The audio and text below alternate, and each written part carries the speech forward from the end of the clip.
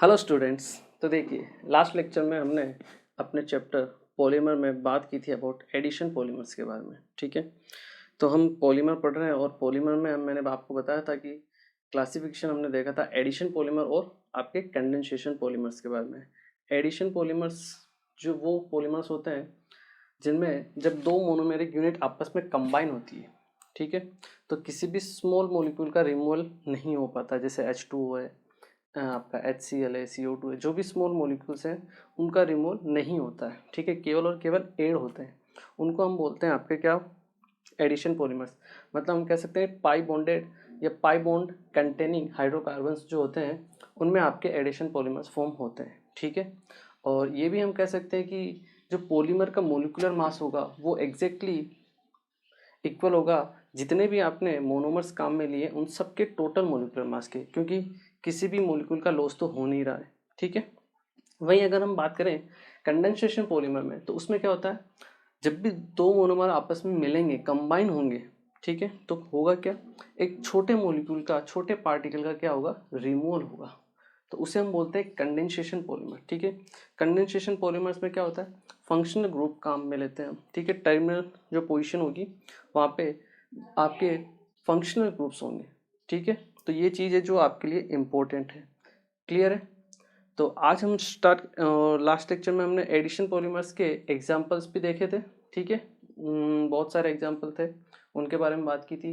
Addition polymers को भी हमने क्लासीफाई किया था होमोपॉलीमर और कोपॉलीमर में। ठीक है, तो होमोपॉलीमर जहाँ पर दोनों मोनोमेरिक यूनिट क्या हो, सेम हो, जबकि कोपॉलीमर में क्या होता है, डिफरेंट डिफरेंट आपके मोनोमेरिक यूनिट हम काम में लेते हैं। क्लियर है, ये हमने देख लिया था। हमने देखा था नेचुरल रबड़ के बारे में हमने बात की थी। आइसोप्रीन का सिस फॉर्म जो होता है, सिस पॉलीमराइजेशन, उससे बनता है आपका क्या, नेचुरल रबड़। और जो ट्रांसफॉर्म होता है वो उसे हम बोलते हैं गुट्टा पर्चा। क्लियर है, ये चीज़ हमने देख ली थी। सिंथेटिक रबड़ के बारे में भी हमने बात की थी, ब्यूना एन, ब्यूना एस, ठीक है, और नियोप्रीन, ये सब क्या होते हैं, आपके सिंथेटिक रबड़ होते हैं। क्लियर, चलिए, तो आज हम बात करेंगे किसके बारे में, कंडेंसेशन पॉलीमर्स के बारे में। एडिशन पॉलीमर्स हमने देख लिए, उसके एग्जाम्पल देखिए। ठीक है, उनके जो भी यूजेस हैं वो आप एक बार फिर से एनसीईआरटी से ज़रूर देख लेना। ठीक है ना, मैं आपको पहले ही बोल चुका हूँ, आपको एनसीईआरटी जरूर पढ़नी है। क्लियर है, चलिए आज हम स्टार्ट करेंगे किसके बारे में, कंडेंसेशन पॉलीमर के बारे में। ठीक है, तो कंडेंसेशन पॉलीमर क्या होते हैं, देखिए, condensation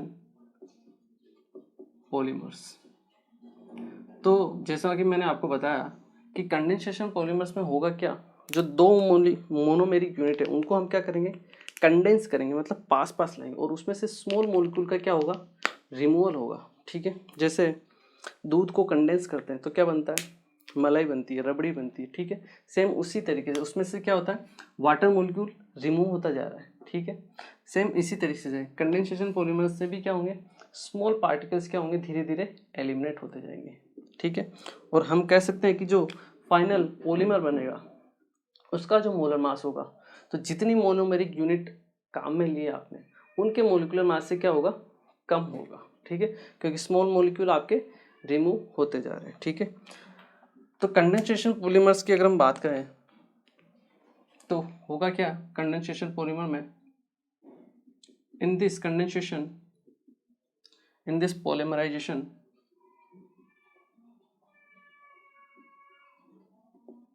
in this polymerization two, or we can say by functional group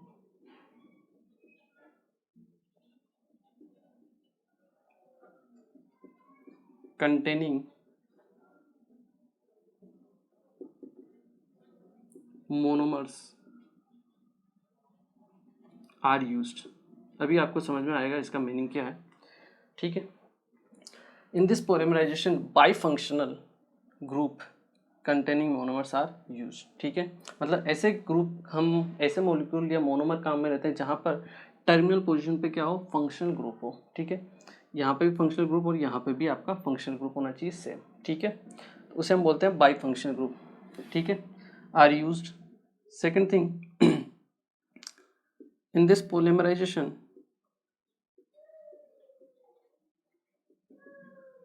in this polymerization smaller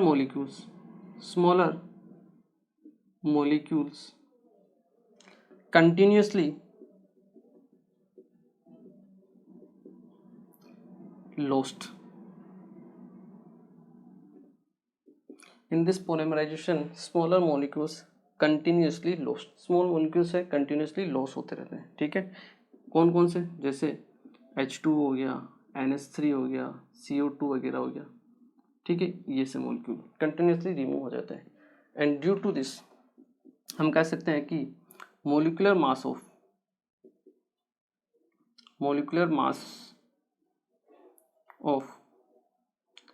polymer जो होगा वो लेस देन होगा किससे, summation of molecular mass of monomers. जितने भी मोनोमर्स आपने काम में लिए, ठीक है, मान लो 100 मोनोमर्स आपने काम में लिए, ठीक है, 100 मोलिक्यूल, तो उनका जो मास होगा वो ज़्यादा होगा, जबकि पॉलीमर का मास क्या होगा, कम होगा, क्योंकि स्मॉल मोलिक्यूल्स क्या हो रहे हैं, कंटिन्यूसली बाहर जाते हैं, आपके माइनस हो रहे हैं, बाहर जा निकल रहे हैं, ठीक है। इसीलिए इसको क्या बोला जाता है, कंडेंसेशन पॉलीमर। क्लियर है यहाँ तक। अब अगर हम बात करें कंडेंसेशन पॉलीमर्स की, ठीक है, तो कंडेंसेशन पॉलीमर्स को भी हम क्लासीफाई करते हैं कि किस किस में इसको क्लासीफाई किया जाता है।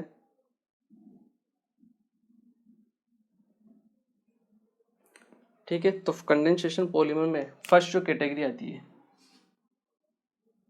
यहाँ लिखता हूँ मैं, फर्स्ट जो आता है दैट इज नायलॉन, या इन्हें हम पॉलीएमाइड्स भी बोलते हैं। कैटेगरी में नायलॉन्स या फिर पॉलीएमाइड्स, ठीक है। एक होता है आपके पास नायलॉन 6,6, ठीक है। एक होता है आपके पास नायलॉन 6,10, एक होता है आपके पास नायलॉन 6, ठीक है। ये तीनों जो होते हैं आपके, एक तो ये होता है, और इसके अलावा एक और होता है आपके पास दैट इज नायलॉन 2,6, ठीक है। नायलॉन 2,6, ठीक है। ये जो होते हैं, ये होते हैं नॉन बायोडिग्रेडेबल।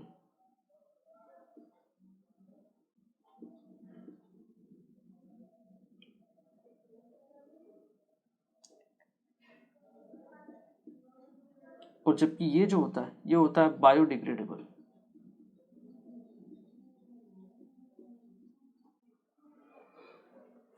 मतलब ये जो है, मतलब नेचर में क्या हो सकता है, नष्ट हो सकता है। कुल मिला के बात ये है, जबकि ये नेचर में नष्ट नहीं हो पाते हैं, ठीक है। इसलिए इनको हम बोलते हैं नॉन बायोडिग्रेडेबल। और इन्हीं को, इसी ये जो कमी है इसको दूर करने के लिए हम काम में लेते हैं नायलॉन 2,6 दैट इज बायोडिग्रेडेबल, ठीक है। तो एक एक करके हम इन तीनों को, चारों को पढ़ते हैं कि ये बनते किससे, ठीक है ना, इम्पोर्टेंट है, आपको ध्यान रखना है। तो सबसे पहले हम बात करेंगे किसके बारे में, अबाउट नायलॉन 6,6 के बारे में, ठीक है। चलिए एक बार आप इसे नोट कीजिए, फिर हम बात करते हैं नायलॉन 6,6 के बारे में।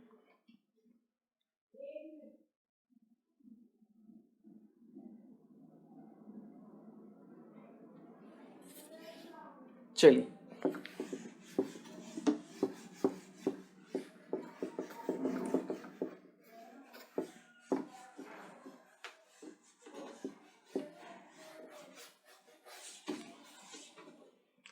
फर्स्ट हम बात करते हैं अबाउट नायलॉन 6,6, नायलॉन 6,6, ठीक है, या नायलॉन 6,6। तो नायलॉन 6,6 किससे मिलके बना होता है उसके बारे में अगर हम बात करें, तो नायलॉन 6,6 बना होता है आपके एडिपिक एसिड और हेक्सामिथाइलिन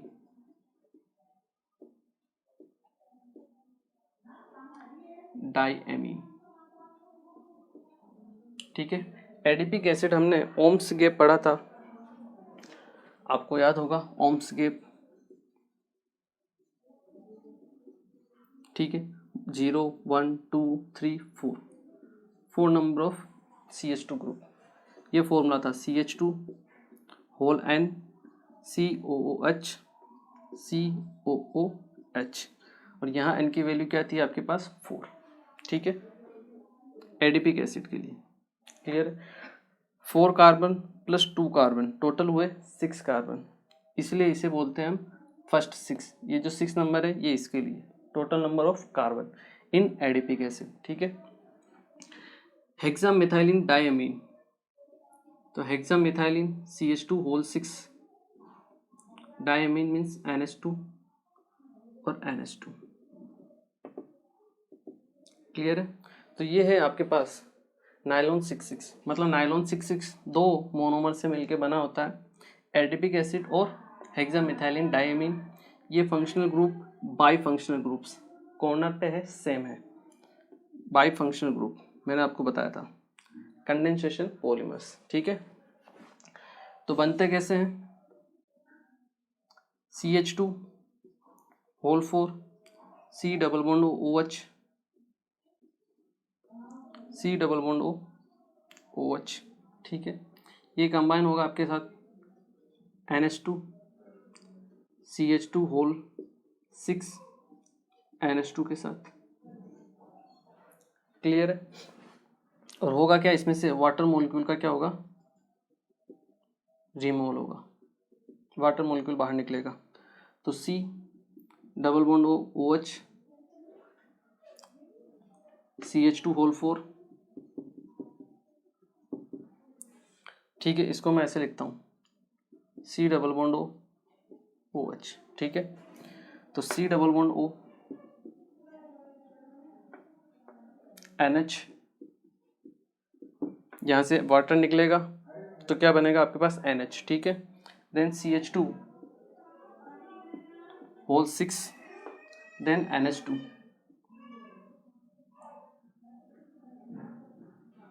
क्लियर? ये बन गया आपके पास।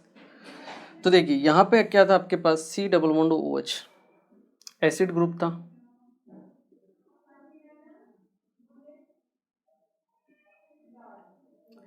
यहाँ पे क्या था आपके पास? एसिड ग्रुप था और एमीन ग्रुप था, ठीक है। कंबाइन होके यहाँ पे कौन सा ग्रुप बना है? एमाइड ग्रुप बना है। क्या बना है आपके पास?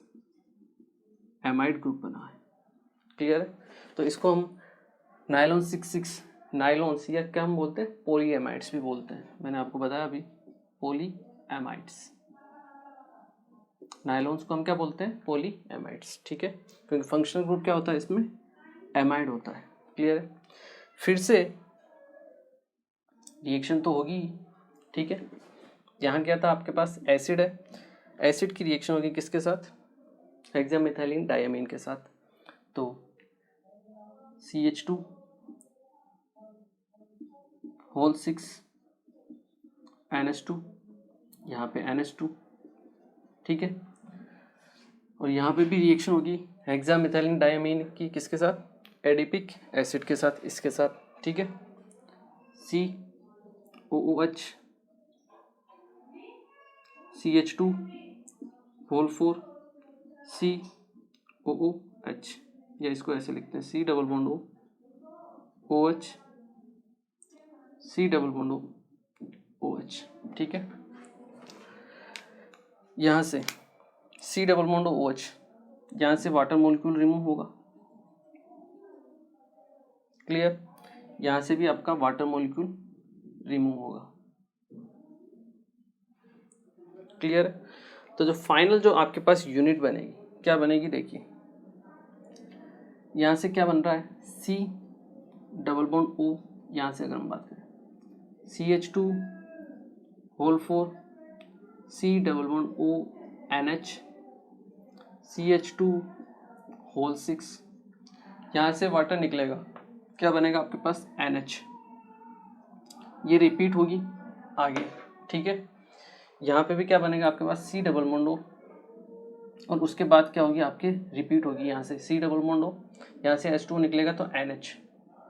तो ये जो यूनिट है ये होती जा रही है रिपीट आपकी, क्लियर है।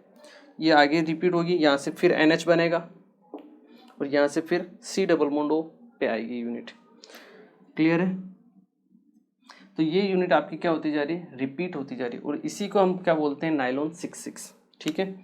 1 4 तो कार्बन, ये 5 6 कार्बन, तो नाइलॉन 6, और यहाँ पर भी 6 कार्बन है, तो इसलिए इसे हम बोलते हैं 6, तो नाइलॉन 6,6 इसे ही बोला जाता है। क्लियर है? तो आपको क्या याद रखना है, सीधी सी बात है कि नाइलॉन 6 किससे मिलके बनता है, ठीक है, एडिपिक एसिड से और हेक्सामिथाइलिन डायमीन से मिलके बनता है, ठीक है। ये एडिपिक एसिड का फॉर्मूला है, ये आपके हेक्सामिथाइलिन डायमीन का फॉर्मूला है, दोनों को ऐड करके उसमें से वाटर मॉलिक्यूल का क्या कर दो, रिमूवल कर दो, ठीक है। तो जो यूनिट बन जाएगी आपके पास, यहाँ से C डबल बॉन्ड है, उसके बाद तो आगे NH आएगा, तो C डबल बॉन्ड के बाद में क्या आ रहा है, NH, यही रिपीट होता रहेगा, ठीक है। इसलिए यहाँ पे मैंने होलन लिया क्योंकि ये रिपीटिंग यूनिट है आपकी। इस तरीके से आपको क्या कर देना है, आंसर निकालना है। तो -H2 होगा, यहाँ पे भी आपका माइनस क्या होगा, H2 होगा। क्लियर है? ठीक है, चलिए इसे नोट कीजिए, टफ नहीं है, एक बार खुद कर ट्राई करके देखोगे तो अपने आप आपसे हो जाएगा, ठीक है ना। चलिए इसे आप नोट कीजिए, फिर हम बात करते हैं अबाउट नाइलॉन 6,10 के बारे में। चलिए एक बार आप इसे नोट कीजिए। चलिए नेक्स्ट हम बात करते हैं नाइलॉन 6,10 के बारे में, पॉलीएमाइड। पॉलीएमाइड्स क्यों बोल रहे हैं, क्योंकि यहाँ पर क्या बन रही है आपकी, एमाइड फॉर्म हो रही है, एमाइड यूनिट, ठीक है, इसलिए नाइलॉन्स को बोला जाता है पॉलीएमाइड्स। नाइलॉन्स का यूज तो आपको पता ही होगा, टेक्सटाइल इंडस्ट्रीज में किया जाता है, ठीक है, रोप्स बनाने के लिए काम में लिया जाता है इसको, ठीक है।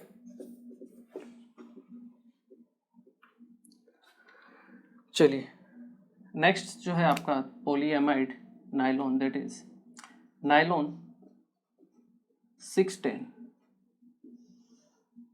ठीक है।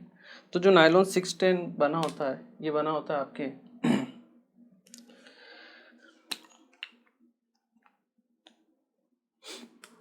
6 कार्बन होंगे एक में, और एक में होंगे आपके 10 कार्बन, दैट इज हेक्सामिथाइलिन डायमीन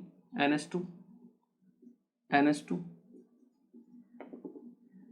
ठीक है, और साथ में होंगे आपके पास sebacic acid CH2 whole 8, C double bond O OH, C double bond O OH, इसे बोलते हैं सीबेसिक एसिड, सीबेसिक एसिड, ठीक है। 8 कार्बन प्लस 9 10 कार्बन, यहाँ पर टोटल आपके 6 कार्बन, ठीक है। ये क्या है आपका, हेक्सामिथाइलिन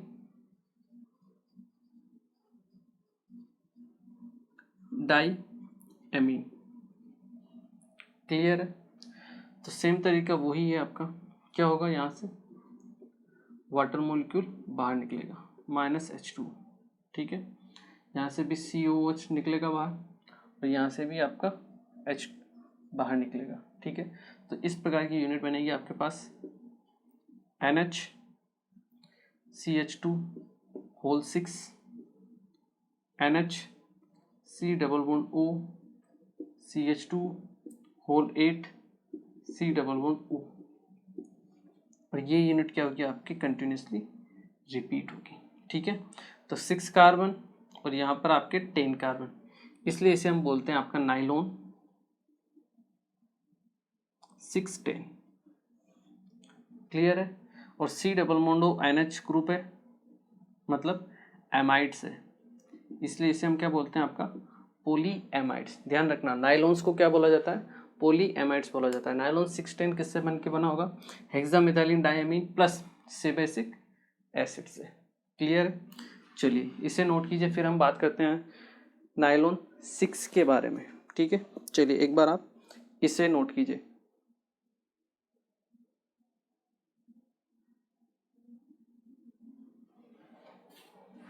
चलिए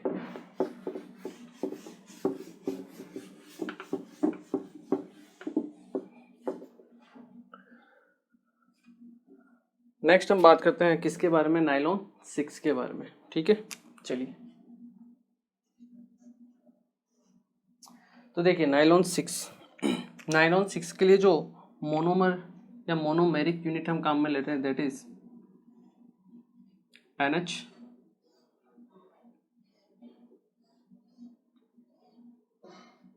साइक्लिक एमाइड, क्या साइक्लिक एमाइड, इसको बोलते हैं कैप्रोलेक्टम, कैप्रोलेक्टम, ठीक है। ये है आपका मोनोमर, ठीक है। साइक्लिक एमाइड्स जो होते हैं, साइक्लिक एमाइड्स, उनके लिए वर्ड काम में लिया जाता है लेक्टम, ठीक है। और साइक्लिक एस्टर जो होते हैं उनके लिए वर्ड काम में लिया जाता है लेक्टोन्स, लेक्टोन्स, क्लियर है। तो कैप्रोलेक्टम ये होता है मोनोमर, ठीक है, कैप्रोलेक्टम। इसकी हम रिएक्शन करा देते हैं वाटर के साथ सबसे पहले तो, ठीक है। तो मोर से लेस और लेस से मोर अगर हम ऐड करें तो इस टाइप से आपके पास यूनिट बनेगी, C double bond O OH CH2 1 2 3 4 5 whole 5 और NH2, ये यूनिट आपके पास फॉर्म हो जाएगी, ठीक है। कैप्रोलेक्टम हाइड्रोलिसिस करवाया, ये फॉर्म हो गया, ठीक है। और इसका फिर आप पॉलीमराइजेशन करवा दीजिए, यहाँ से OH जाएगा, यहाँ से H जाएगा, ठीक है। इसको आप ऐसे भी लिख लीजिए NH H, तो यहाँ से H जाएगा, ठीक है। तो जो यूनिट बनेगी आपके पास C double bond O CH2 whole 5 NH whole है, इसे हम बोलते हैं 5 + 1 6 कार्बन, दैट इज नाइलॉन 6, ठीक है। तो देखिए इन पे क्वेश्चन कैसे बनते हैं, सिंपल बनते हैं। Nylon 6, what is monomer for nylon 6, तो सीधे से बात बता देगा कि हाँ भाई कैप्रोलेक्टम मोनोमर है, उसका स्ट्रक्चर आपको पता होना चाहिए। या फिर पूछ लेगा what is the polymer of nylon 6, तो आपको तुरंत पता होना चाहिए कि भाई नाइलॉन 6 किससे बन के बनता है, कैप्रोलेक्टम से। तुरंत उसी टाइम बना के देख लो कि हाँ ये नाइलॉन 6 है। ये डायरेक्ट तो आपको याद रख नहीं सकते हो आप, ठीक है। हाँ मोनोमेरिक यूनिट याद रखो और उसी से बना के ही आपको वहाँ पे देखना पड़ेगा, ठीक है। आप सोचो कि मैं इसको याद कर लूँ तो ये पॉसिबल नहीं है, ठीक है। नाइलॉन 6 नाइलॉन 6 नाइलॉन 610, ये पॉसिबल नहीं है कि आप उनको पॉलीमर को याद रख लो, ठीक है। आप क्या करो, जिससे मिलके बना है मोनोमर है, बना के देखो, उसको पॉलीमराइज करा के देखो, ठीक है, तभी आप क्वेश्चन कर पाओगे, ठीक है ना। डायरेक्ट इसको याद नहीं रख सकते हो आप, क्लियर है। चलिए तो सिंपल क्वेश्चन आते हैं, ज़्यादा इसमें टफ क्वेश्चन आते नहीं है। नाइलॉन 6 से, ठीक है। टायर कोट्स वगैरह, टेक्सटाइल इंडस्ट्रीज, इसमें इसको काम में लिया जाता है, ठीक है। चलिए इसको नोट कर लीजिए, ठीक है। इसके बाद हम पढ़ते हैं आपके पॉलिस्टर के बारे में, ठीक है। चलिए ये क्या, ये आपका क्या है, कैप्रोलेक्टम। इसमें क्या है आपके पास 6 कार्बन + 1 नाइट्रोजन आइटम, ठीक है। 6 कार्बन है इसलिए इसे नाइलॉन 6 बोला जाता है, क्लियर। चलिए इसे नोट कर लीजिए। फिर हम बात करते हैं आपके एस्टर्स के बारे में, सॉरी पॉलीएस्टर्स के बारे में, ठीक है। चलिए इसमें जो थर्ड टाइप था दैट इज आपका नाइलॉन 6, नाइलॉन 2 नाइलॉन 6 बचा हुआ है, ठीक है ना। तो वो आपके बायोडिग्रेडेबल पॉलीमर्स की कैटेगरी में आता है, जिसे हम बाद में पढ़ेंगे, ठीक है। नाइलॉन 2 नाइलॉन 6 वाला, ठीक है।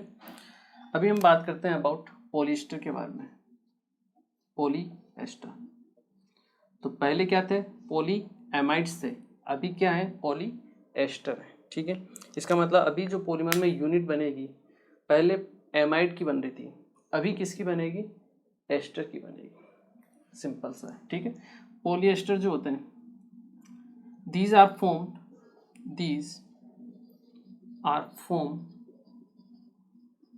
by polymerization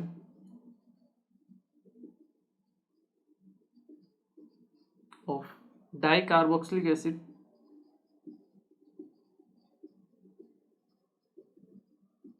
and diols, dicarboxylic acid and diols के पॉलीमराइजेशन से ये फॉर्म होते हैं, ठीक है। ये भी 3 टाइप के होते हैं। फर्स्ट है आपके पास टेरिलीन, जिसे डेक्रोन भी बोला जाता है। सेकंड जो आते हैं दैट इज ग्लिप्टल, ठीक है। और थर्ड आता है आपके पास PHBV, ठीक है। तो ये थर्ड वाला जो है आपके फिर से क्या है, बायोडिग्रेडेबल वाली कैटेगरी में आता है, तो हम इसको उसके साथ ही पढ़ेंगे आपके पॉलीएमाइड्स नायलॉन 2,6 के साथ में, ठीक है। अभी हम बात करेंगे फर्स्ट टेरिलीन और सेकंड ग्लिप्टल के बारे में, ठीक है। तो फर्स्ट है आपके पास दैट इज टेरिलीन, जिसे बोला जाता है डेक्रोन,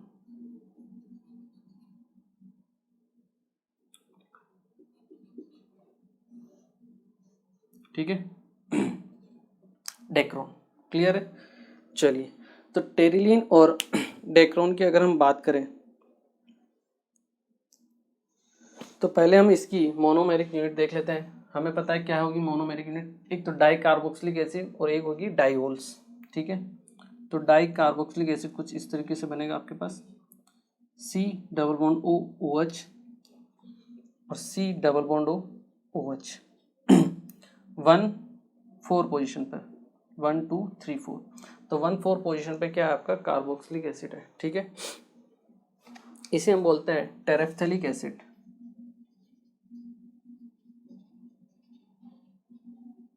टेरेफ्थेलिक एसिड, टेरिलीन से याद रख लेना टेरेफ्थेलिक एसिड, ठीक है।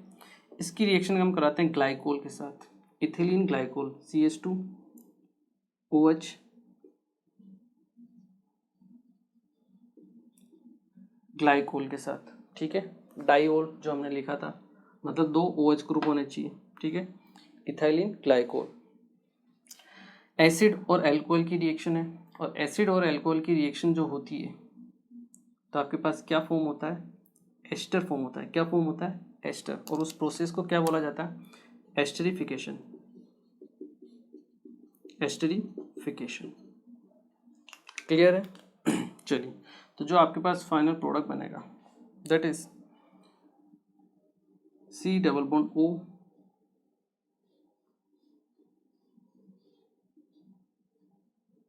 C double bond O O CH2 whole twice O,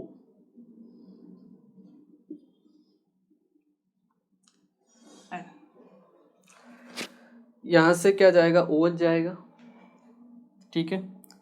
ये आपका benzene ring, C double bond O, यहाँ पे O, CH2 होल ट्वाइस, यहाँ से अल्कोहल से H जाएगा तो O, ये होगी आपकी यूनिट पूरी, ठीक है।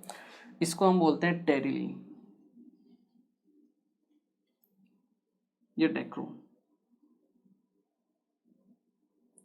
टेरिलीन या डेक्रोन, ठीक है।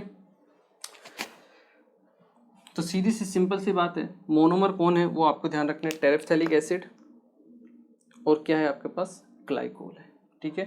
टेरेफ्थेलिक एसिड क्या होता है, 1,4 पोजीशन पे क्या है आपका कार्बोक्सिलिक ग्रुप है, क्लियर है। ग्लाइकोल उससे जो बनेगा आपके पास उसे हम बोलते हैं टेरिलीन, क्लियर है। ये आपके पॉलिस्टर्स जो होते हैं आपके फैब्रिक्स में यूज आते हैं, यूज अगर आप लिखना चाहो तो लिख सकते हो, यूजेस टेक्सटाइल इंडस्ट्री में, टेक्सटाइल इंडस्ट्री में आपके काम में लिया जाता है, ठीक है। रिंकल फ्री आपके जो फैब्रिक्स बनाने होते हैं तो उसमें इनको काम में लिया जाता है, क्योंकि यहाँ पे क्रीज रेजिस्टेंस फैब्रिक जो इनको हम बोलते हैं वो क्रीज नहीं आती, जबकि आप कॉटन का कपड़ा लोगे तो उसमें क्या है बहुत जल्दी क्रीज आ जाती है, ठीक है। जबकि उसमें क्या कर दिया जाता है, मिक्स कर दिया जाता है पॉलिस्टर को, ठीक है। आप कभी भी देखोगे कोई भी शर्ट होगी उसमें ब्लेंड रहता है, ठीक है भाई, 60% आपका कॉटन है, 40% पॉलिस्टर है, ठीक है। उस टाइप से ब्लेंड कर दिया जाता है कॉटन के साथ इसको, ठीक है, ताकि एक तो स्ट्रेंथ भी बढ़े और फैब्रिक में क्या हो, ज़्यादा क्रीज भी ना हो, ठीक है। उसके लिए इसको काम में लिया जाता है, ठीक है। तो टेक्सटाइल इंडस्ट्रीज में इसका बहुत यूज होता है, क्लियर है। चलिए, इसे नोट कीजिए, फर्स्ट था आपका ये टेरिलीन, डेक्रोन इसे बोलते हैं। इसके बाद हम सेकंड पढ़ लेते हैं दैट इज ग्लिप्टल के बारे में। चलिए, नेक्स्ट हम बात करते हैं ग्लिप्टल के बारे में।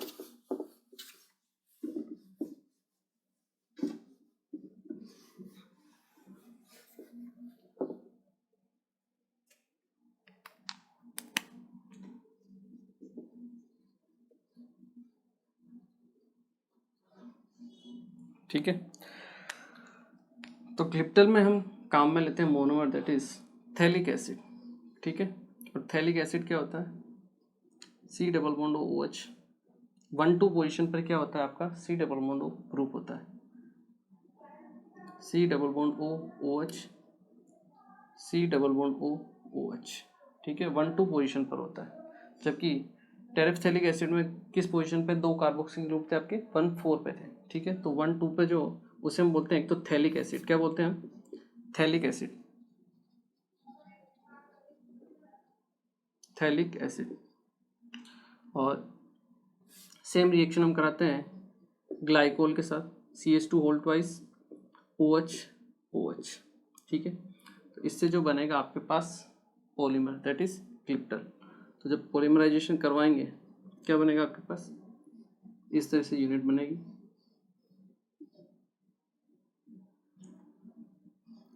C डबल बॉन्ड O, यहाँ से रिपीट होगी आपकी यूनिट, ठीक है,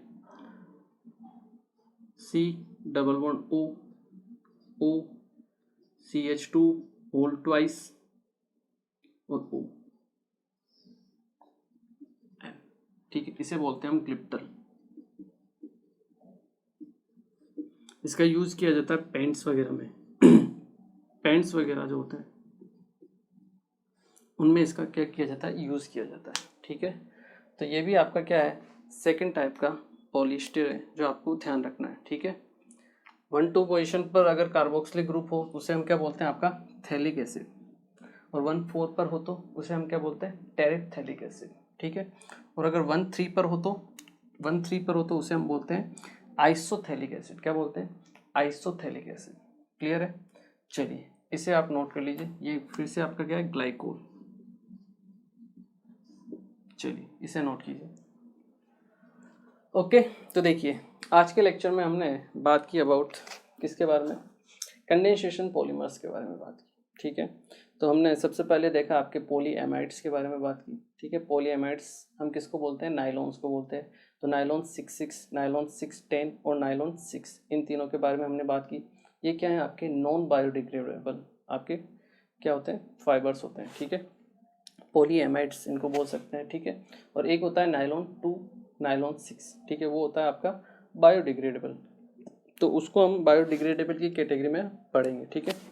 इसके बाद हमने बात की पॉलिएस्टर के बारे में, दैट इज फर्स्ट वन था आपका टेरिलिन जिसे हम डेक्रोन भी बोलते हैं, और सेकंड था आपका ये वाला ग्लिप्टल, ठीक है। और थर्ड होगा आपका PHBB, ठीक है। और उसे हम पढ़ेंगे अपने नेक्स्ट लेक्चर में, मतलब जब हम बायोडिग्रेडेबल की कैटेगरी पढ़ेंगे तो उसमें आपका एक तो पॉलीएमाइड बाकी रहेगा, ठीक है, नायलॉन 2, नायलॉन 6, और एक पॉलिएस्टर बाकी रहेगा, कौन सा वाला, PHBB वाला, ठीक है। तो वो हम पढ़ेंगे अपने नेक्स्ट लेक्चर में। इसके अलावा भी और कौन से पॉलीमर्स हैं उनको हम पढ़ेंगे अपने नेक्स्ट लेक्चर में, ठीक है। तो मिलते हैं फिर next lecture. Thank you very much.